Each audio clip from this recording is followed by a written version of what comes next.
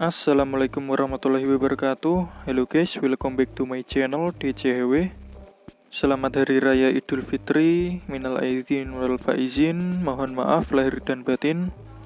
Oke, di video kali ini saya ingin mencoba menginstal yaitu ROM Havoc OS versi 3.5 untuk Redmi Note 5 atau Wired. Untuk ROM Havoc OS versi 3.5 ini memakai Android 10. Kita coba lihat fitur dan performanya seperti apa. Di sini saya sudah mendownloadnya dengan ukuran sekitar 700 MB. Lumayan kecil karena ini tidak include aplikasi Google.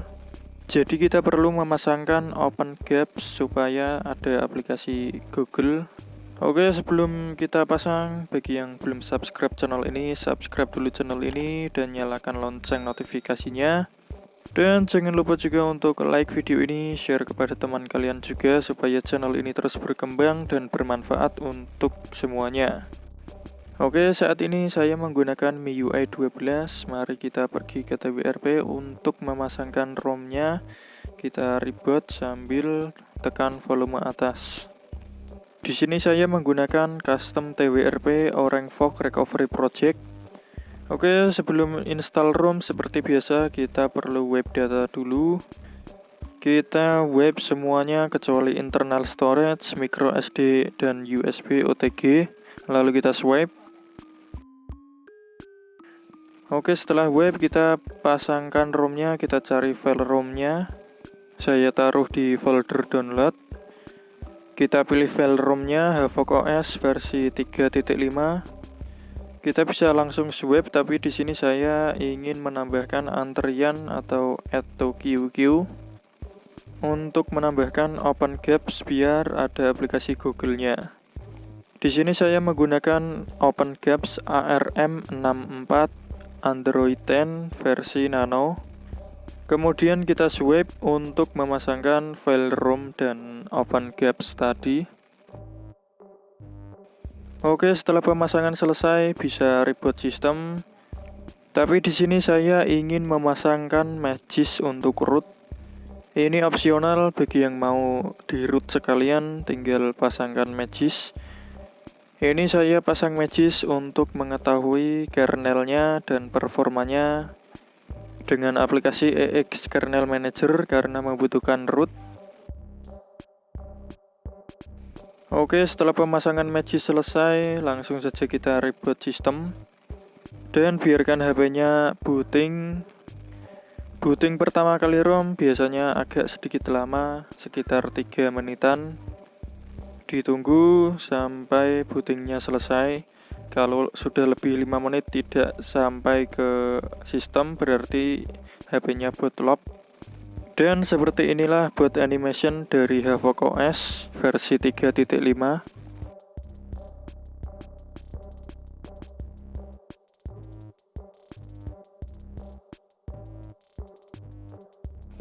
Oke, ini sudah masuk ke sistem, sudah ada bahasa Indonesia. Seperti biasa kita setting awal pembukaan ROM akan saya percepat. Oke, dan seperti inilah tampilan awal dari Havoc OS versi 3.5. Cukup simple dan wallpapernya itu bagus.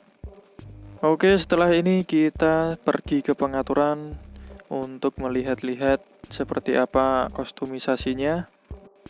Pertama-tama kita buka tentang ponsel, kita lihat Android-nya, kita lihat ini memakai kernel apa.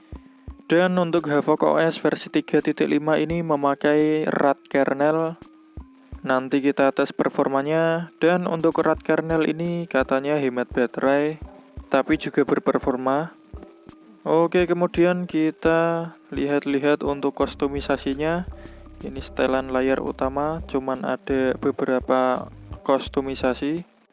Jadi berbeda dengan Havoc OS versi 2.9 yang Android Pie, itu kita bisa mengkustomisasi tampilan layar dan laci aplikasinya. Kemudian kita menuju ke pusat konfigurasi.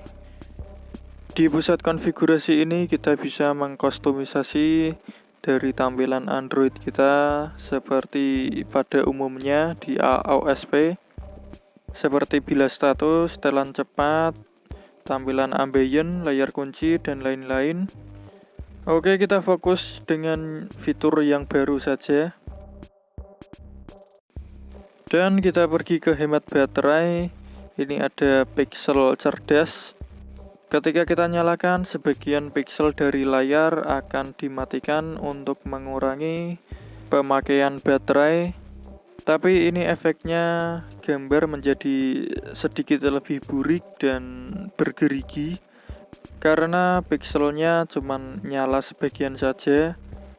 Dan ketika saya aktifkan dengan tema gelap, layarnya seperti layar AMOLED.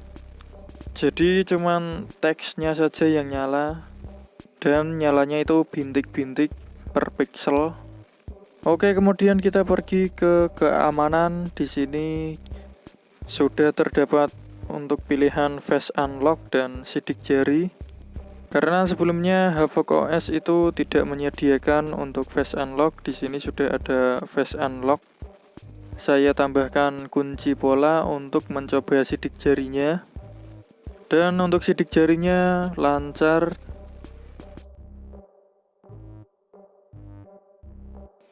Oke, kita coba juga Face Unlock-nya. Kita input wajah kita.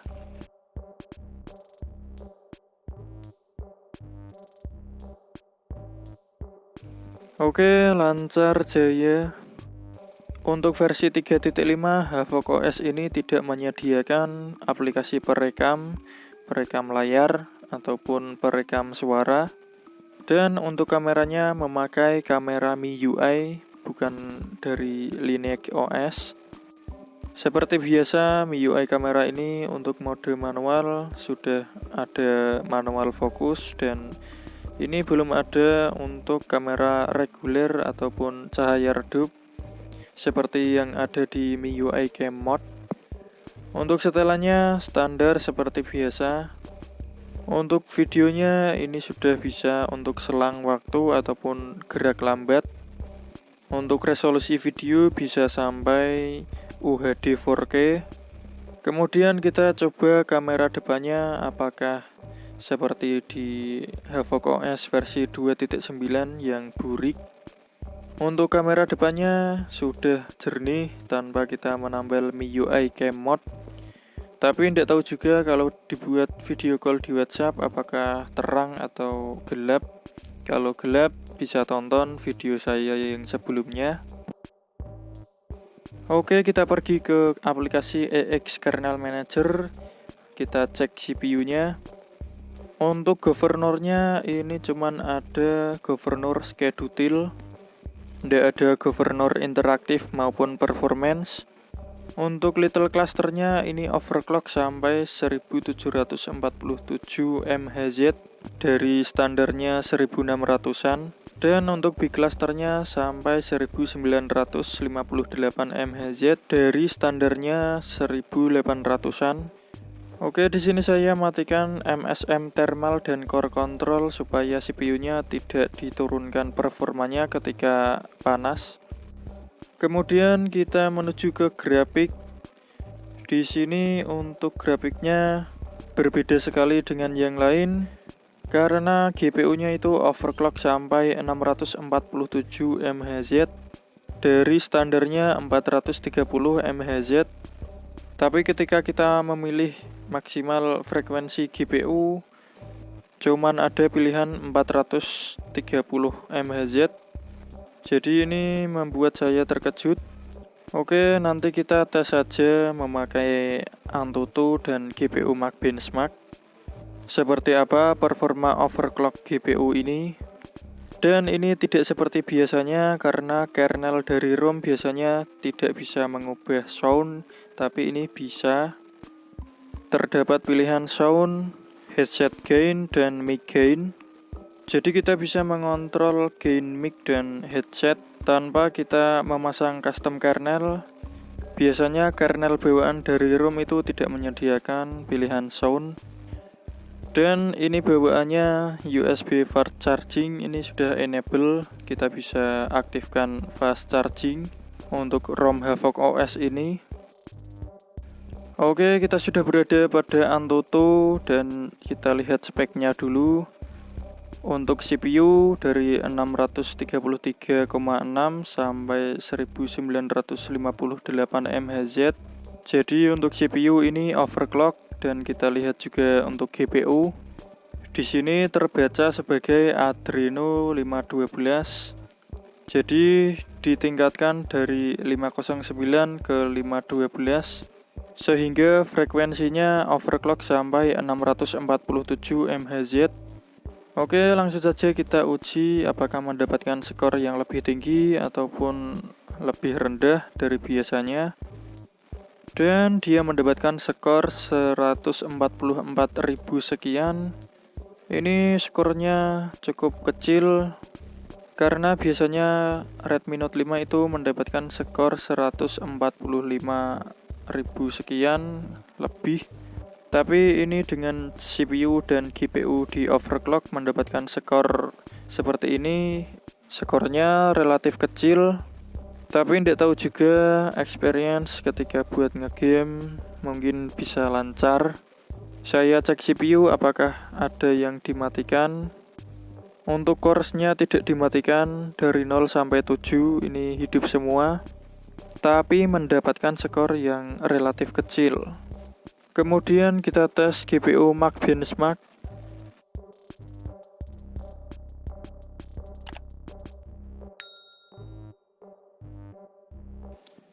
Kita lihat ini gambarnya tidak menutup full ke layar, jadi mungkin ini bisa mempengaruhi skornya nanti. Dan dia mendapatkan skor yaitu 456.000. Jadi ini standar seperti pada umumnya, tapi ini kategorinya lumayan. Karena biasanya juga ada yang skornya itu lebih kecil untuk ROM lain. Oke, saya rasa cukup untuk video kali ini. Mohon maaf bila ada salah kata ataupun kekurangan. Tonton juga video menarik lainnya dari channel ini, dan jangan lupa untuk subscribe channel ini. Nyalakan juga lonceng notifikasinya kalau perlu. Dan jangan lupa juga untuk like video ini dan share kepada teman kalian juga, supaya channel ini bisa berkembang dan bermanfaat untuk semuanya. Terima kasih, sampai jumpa di video saya berikutnya.